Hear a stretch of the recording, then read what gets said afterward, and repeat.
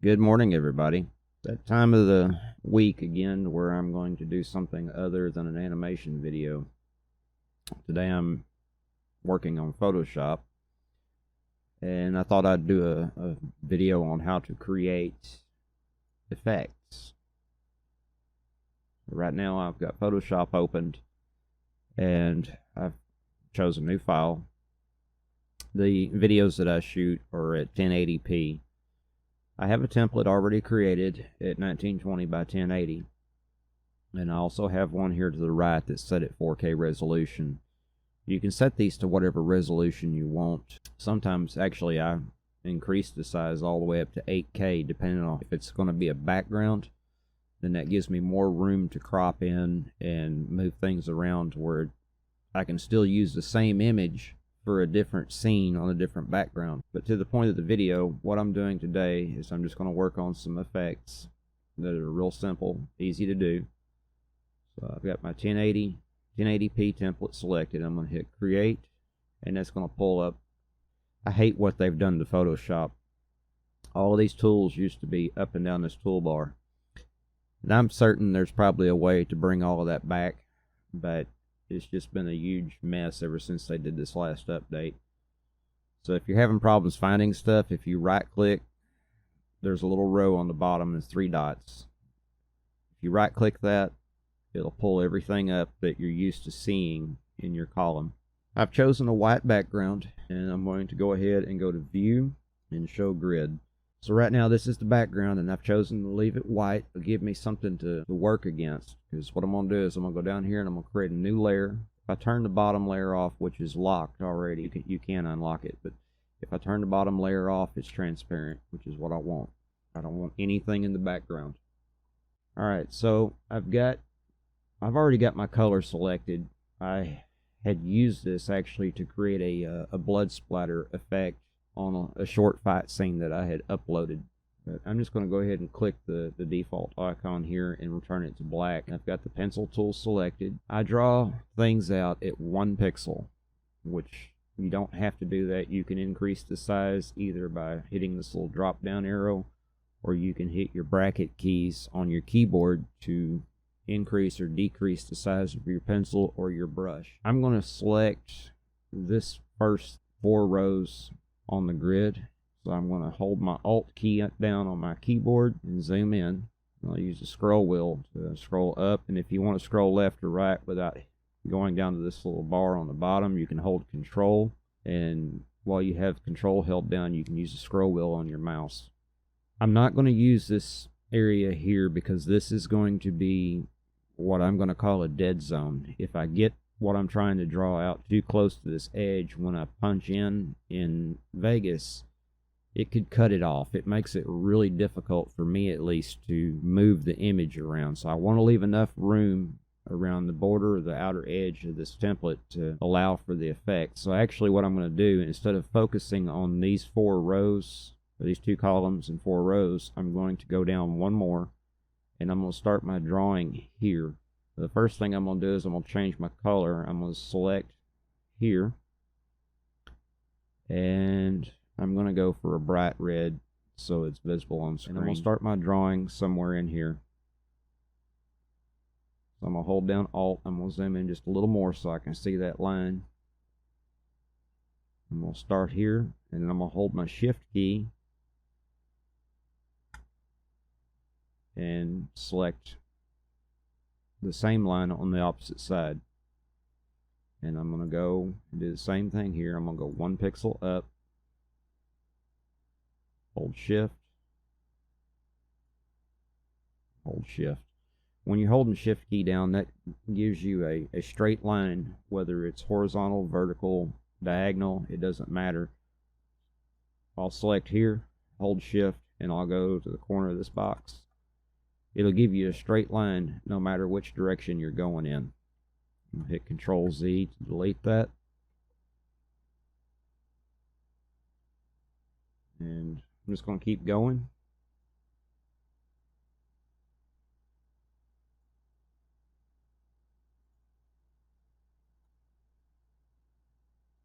I'm going to go 1 pixel out. and then 1 pixel back in. I'm not trying to keep this accurate. I'm not much of a pixel artist. Pixel art is not my strength by any means. Right now I've got the image is into 1060%. If I just quickly go out to 100, it's not that bad. So you constantly want to go in and out to make sure that everything looks right. Now I got to go in here because I've got all these lines connected. I'm going to go in, I'm going to right click on this area here again, and I'm trying to find the paint bucket, fill tool, whatever you want to call it. We'll fill that in, and it filled in where it wasn't supposed to, so I'm going to put these little dots back up here. Now I'm going to go back to my color and go for a darker shade of red, almost maroon,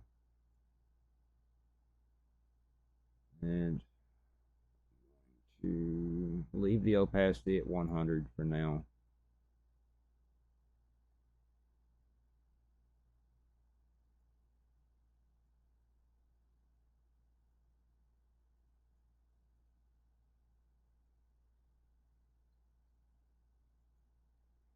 I'm going to drop the opacity down to 50%. I'm going to go out. And I'm just going to start filling in blocks on the inside. The opacity, there's no set number on this. It's whatever you want it to be, how you see it.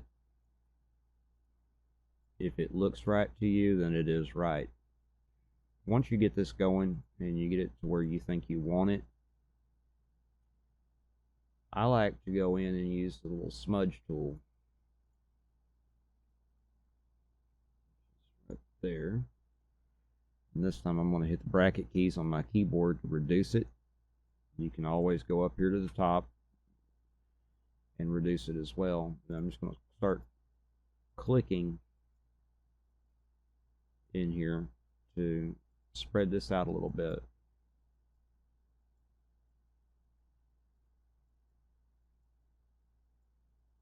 I don't really think that there's a whole lot to this. It just depends on how much you want to put into it. I'm going to just keep going around.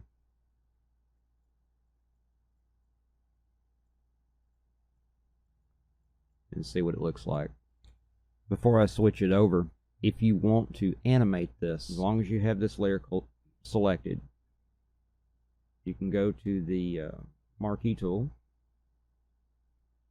drag that box around it, hit Control C and Control V,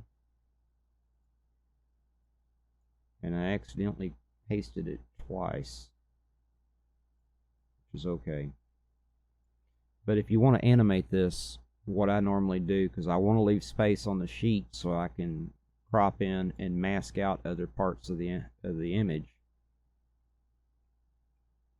I'll pull this to the intersecting lines. That should give me plenty of room. Now there's multitudes of ways that you can do this. Each one of these is a layer. When you copy and paste, it automatically creates a layer in Photoshop. So each layer you can, like the second layer, I believe, is this one. If you're not sure what layer something's on, if you do like I just did here and forget to name it or just fail to name it in general, you can always click on it and it will select the layer that it's on. I'm going to start with that top layer. I'm going to go to the marquee tool. I'm going to right click, go to free transform.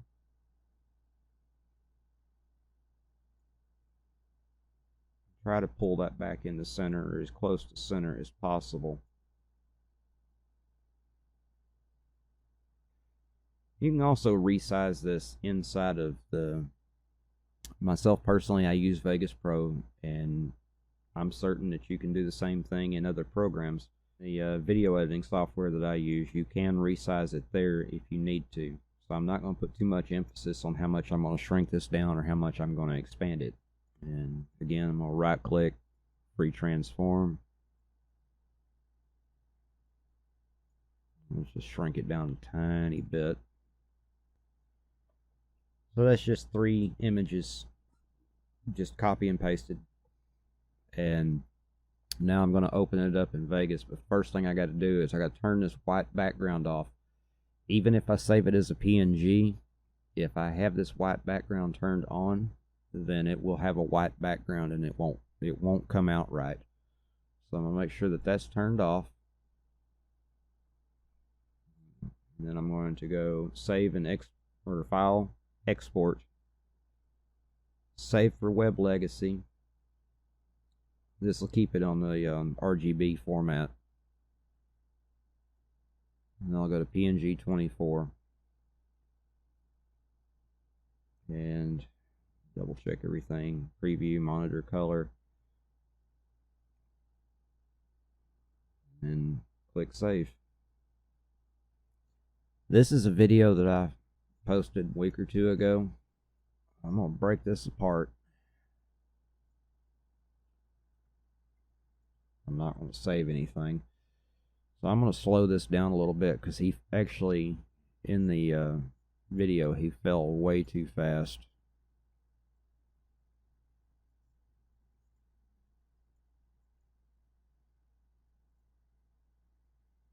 So we'll split it there. I'm going to just capture the image there real quick. I think that'd be the best thing to do. I'm going to pull the image in that I just captured. That'll allow that to run a little longer so you can see what's going on. Then I'm going to import the PNG that I just made in Photoshop, and I'm going to pull that over. When you click on the crop tool, it's got to pretty much be centered around whatever it is you're trying to bring onto the screen.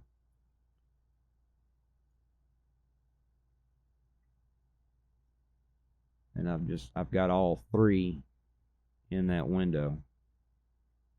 And I don't know if you can see it or not on the screen there, but it's still coming up quite small, so I'm going to pull this in. You got to make sure that you're on the first keyframe.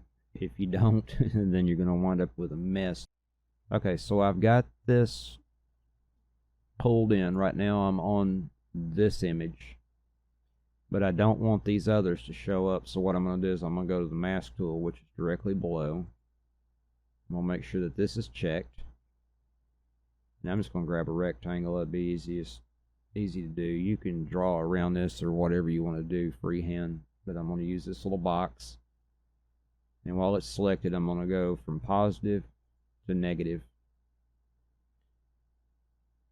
Negative will show what's underneath.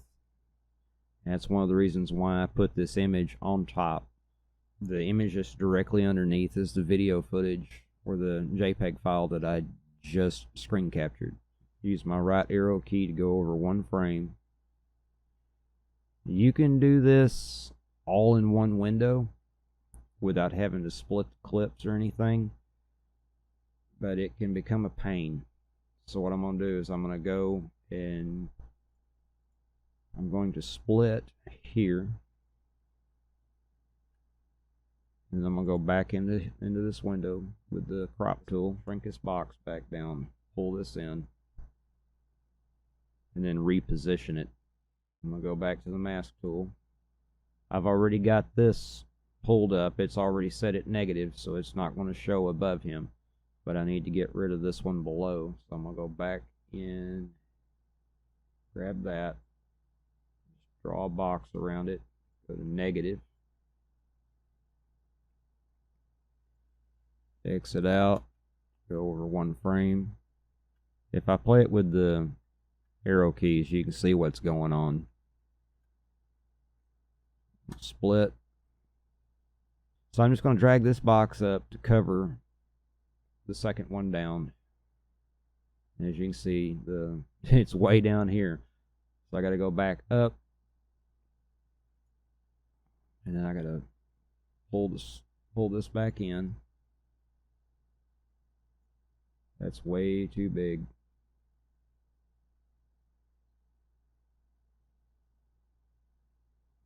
Keep pulling it out to where you think it's right.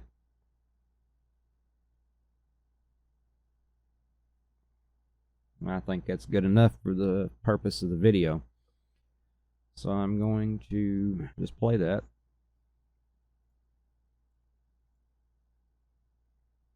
And that's just a real simple 3-frame animation. I'll play it one more time. Of course, I got to go in here. Right here where it breaks, the mask is going to show on his back. You can either go in and delete that mask at that frame and you should be good, or the easiest thing to do would just be to split it and then just delete the rest. As long as the camera is going to stay there, in which case it does actually on the video that I shot, then you're good. If you put the camera angle back to where that's at, then you've got to copy this and move it over, or you have to manually put everything back the way you think it was. But anyway, folks, that's a way to make effects. There's multiple ways that you can do this. There's multiple things that you can do, actually.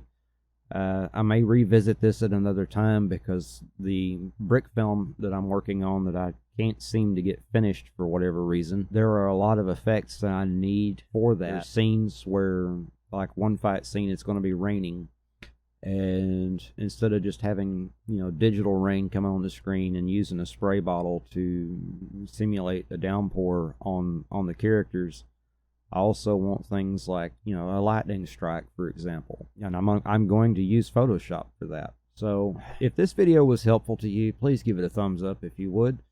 If you like the content, if you like the stuff that I've put out on this channel so far, whether it be any type of how-to video, a vlog, or any of the animations I've shot, please consider hitting that subscribe button if you would. And hopefully here pretty soon, I'll have something else up.